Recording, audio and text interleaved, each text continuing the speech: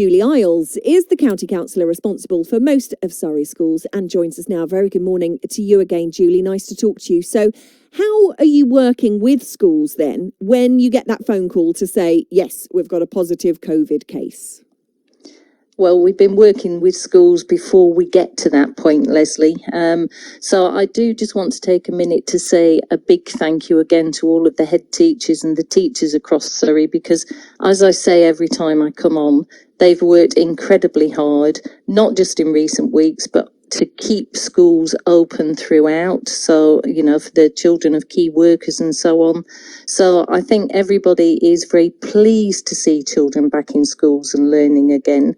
And all of the chief medical officers across the different parts of the UK advise that having children attend school is better for their health and well-being.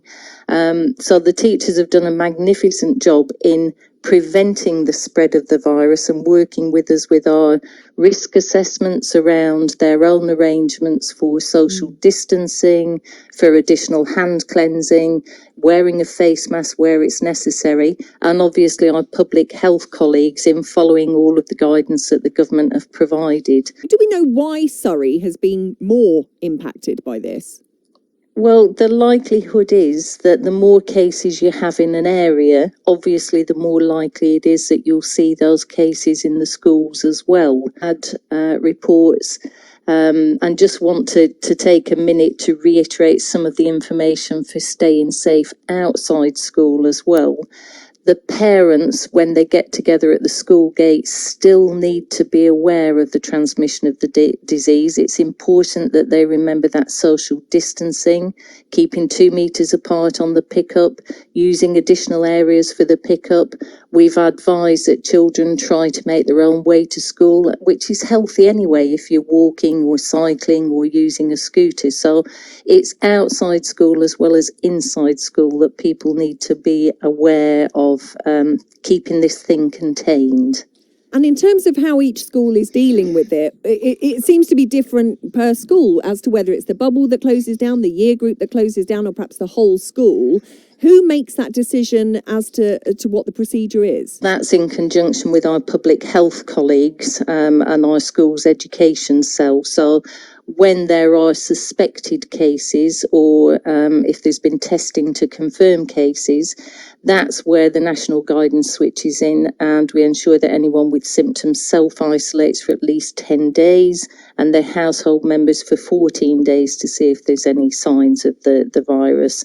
In the same bubble of a confirmed case, and Public Health England might ask them to self-isolate for 14 days, even if they've got no symptoms, so that they avoid unknowingly spreading the virus. But I do want to say that it is recognised that the risk to children themselves of becoming severely ill is very low, and there are negative health impacts of them being out of school. So we don't want to be scaremongering about this, but we are doing everything we can to contain the virus, but to make sure that we get back to as normal as it can be. Children like routine and they need to be back in education.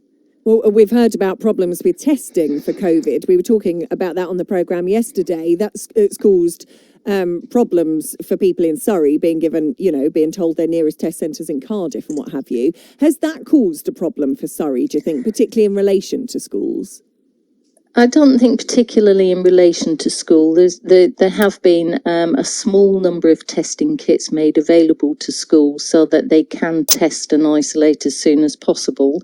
I know that the Director of Testing for the NHS has commented on this issue and made some apology about it and put forward what they're doing to expand it quickly. And as I understand it, it's not at the testing units, but it's in the laboratories. So if there is a high demand, we're asking people to retry to make their bookings because sometimes the booking portals are closed just for a short while to help smooth out that demand. But it's not had a massive impact on schools because they've only just gone back and the rates in Surrey are relatively low.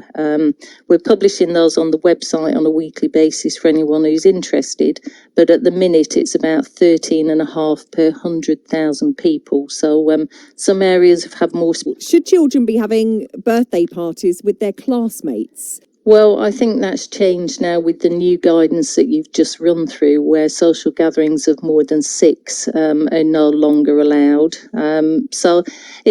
People will obviously be making their own assessments about this, but I think inside school is much more manageable than in somebody's home or in their garden, because of all the measures that schools have put into making sure that the kids are safe.